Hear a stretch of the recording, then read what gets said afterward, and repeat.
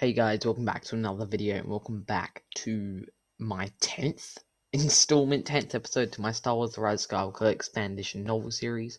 I think it's the 10th at least, correct me if I'm wrong in the comments please. Anyway, today we will be exploring Ben Solo's memory and redemption from the film itself, and this does include Han's appearance because it is his memory as well, like I just said. So if you do go into enjoy, please hit the like button as it really does help out my channel. And without further ado, let's just get straight into it. Kylo Ren stood on the wreck of the Death Star, gazing at the ocean. He'd been standing there a long time, watching the tide gradually recede. Physically he felt better than he ever had in his life, but his mind was in turmoil. He hadn't known such healing was possible, didn't understand how it had been done, but that wasn't the question that troubled him most. Why had Rey healed him? Why would she do such a thing? Why had his mother loved him right up until her last moment? Snoke had lied about that. Snoke had lied about all of it. All those voices in his head, torturing him throughout the years, they had promised him that a moment like this could never happen. They don't care about you, just their precious New Republic, and later, just their precious resistance. All lies. His mother had sacrificed herself to reach him, then Rey had healed him at great cost to herself. In spite of everything he had done, he had failed to kill the light within himself because it had been all around him all along. In Rey, his mother, even his father. "Hey, kid," came a voice. The familiarity was like a lightsaber through his gut. He turned. Han Solo stood before him, untouched by ocean spray. He looked exactly the way Kylo remembered him last, except his features were calm, at peace. "I miss you, son," he said. Kylo blinked. This couldn't be real. "Your son is dead," he said. His father smiled. "No," he said, striding toward him. Their noses were centimeters apart when he added, "Kylo Ren is dead. My son is alive." He let his gaze roam his father's face, his jacket, the blaster holstered at his side. Everything felt so real. He could even smell the gear lubricant Han Solo had always used to keep the Falcon's converters running. "You're just a memory," he said. "Your memory," said his father. His eyes were so full of love, they were like daggers. "Come home," he urged. "It's too late." It was something the voices in his head had always said. "It's too late for you. They'll never take you back." But this time it was true because she's gone. Your mother's gone. But what she stood for and what she fought for, that's not gone. He stared at his father, afraid to believe his words, afraid of his own memory, afraid of what he was feeling. "Ben," his father said. "I know what I have to do," Ben Solo admitted, his voice tremulous. "But I don't know if I have the strength to do it." Han raised his hand to Ben's cheek. Ben remembered it exactly. Rey had been right. He hadn't been able to shake the memory of the warmth of his father's palm, the calluses at his fingertips, the acceptance in his eyes. "You do," his father said. Han Solo still believed in him. So had his mother. So had Rey. Ben raised the handle of his lightsaber just like he had on Starkiller Base, the last time he'd seen his father. Except this time. "Dad," he said, suddenly small, vulnerable. "Right." Han Solo smiled. "I know." Ben turned and launched the lightsaber into the air. It sailed in a high arc far above the wreckage, and disappeared into a haze of ocean spray. When he turned back, the memory of his father was gone, and Ben Solo was alone in the middle of the sea. He knew what he had to do. Somehow he would find the strength to do it. It had taken Ben Solo too long to climb through the ruins of the Death Star in search of a hangar bay, even longer to find an old Scout-class tie and coats that had flying for him. It then followed Rey's transmitted tracking markers toward Exegol, but the Scout's barely functioning navicomputers had taken a wrong turn, and he'd found himself grinding through unknown rough space. It had taken all his concentration to correct his course and get back on track. All that had been the easy part. He landed his TIE Scout beside an old Rebellion X-Wing. He couldn't help pausing to stare at the two ships, old enemies, parked side by side. Something tingled at the base of his skull, a familiar awareness. Rey! She sensed him. She understood that he was Ben again. He caught a wave of relief from her, of joy. Then abruptly, nothing. She was in trouble. He was unencumbered by helmet or cape, and he sprinted for the monolith, ducked beneath it, launched himself into the shaft. Nothing would stop him from reaching her. He caught himself on one of the massive chains dangling from the ceiling and looked down. The floor was so far below him that it was lost in shadow. Too far to climb down quickly, probably too far to jump down safely. Probably. Ray had healed him. He had accepted his father's forgiveness. He might even forgive himself someday. He would find the strength to make everything right, no matter what. Ben Solo called on the Force, and dropped. The road figures had not bothered Ben at all when he was here last, but this time they launched themselves at him with fury. He blasted them easily, one shot for every kill. Not long ago he would have taken pleasure in this, but now he had only one consuming desire: help Rey. He reached the end of the Sith monolith and rounded a corner.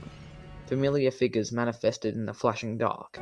First Vikral and his scythe, then Kirak and his plasma blaster, and suddenly all six were arrayed before him, his knights.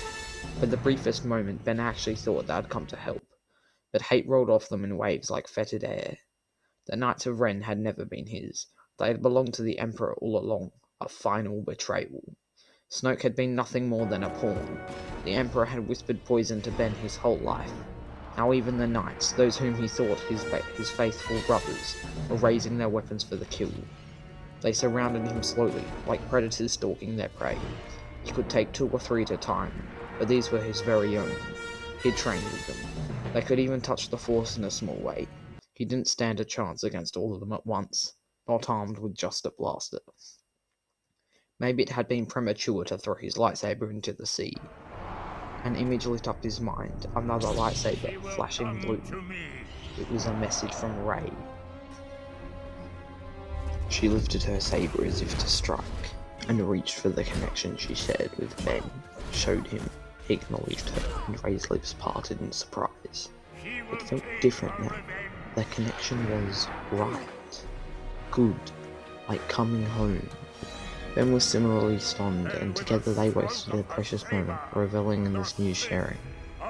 This is how it should have been all along, a true dyad. The Emperor and Snoke had robbed them of this. "Do it!" Palpatine screamed. "Make the sacrifice!" Rey lowered the lightsaber behind her back, as if readying for a massive blow. She reached for the Force. The effort made tears sting in her eyes. The Emperor leaned forward with gleeful anticipation. She raised her hand, which was now empty. She had projected her weapon away. Rey watched her grandfather's dawning horror as he finally realized his mistake, allowing Rey and Ben to come together.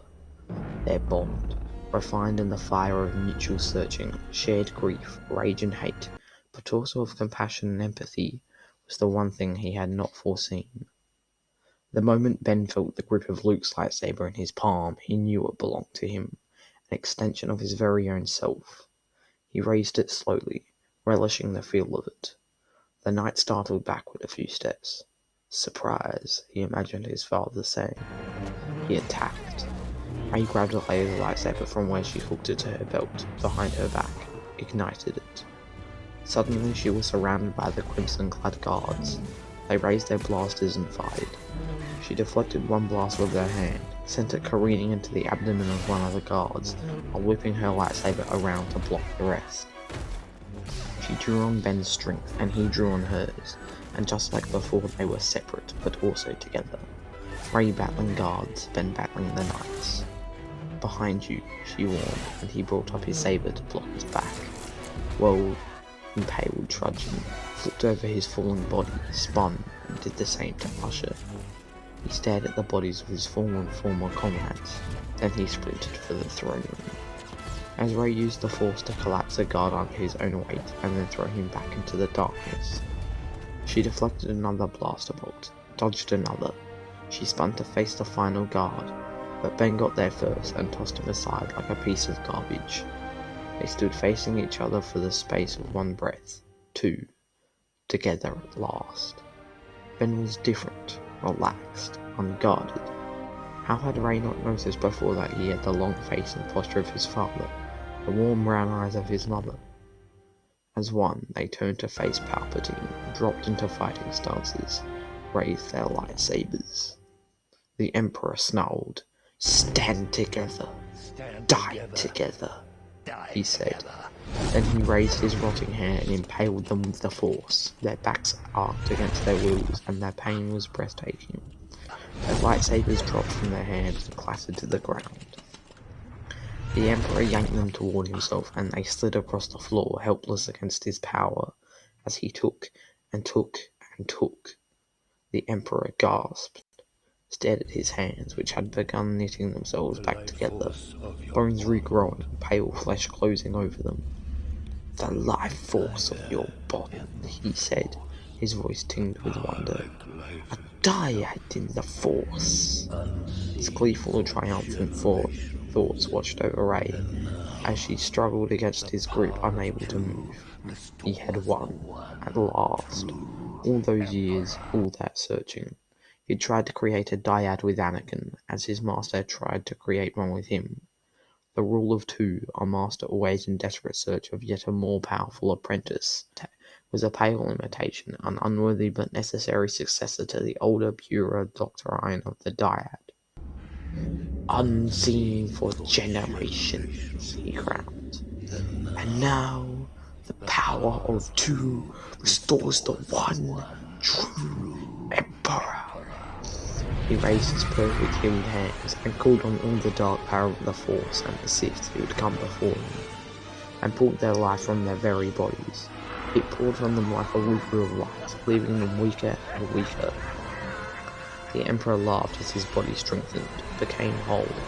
The milky film faded from his eyes, revealing golden irises around obsidian pupils.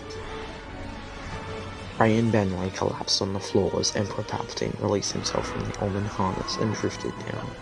He stood straight and strong now, invincible. The Emperor raised his voice to the throng.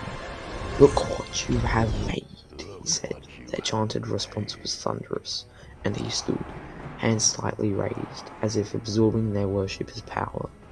Ben forced his near-lifeless body over onto his hands and knees.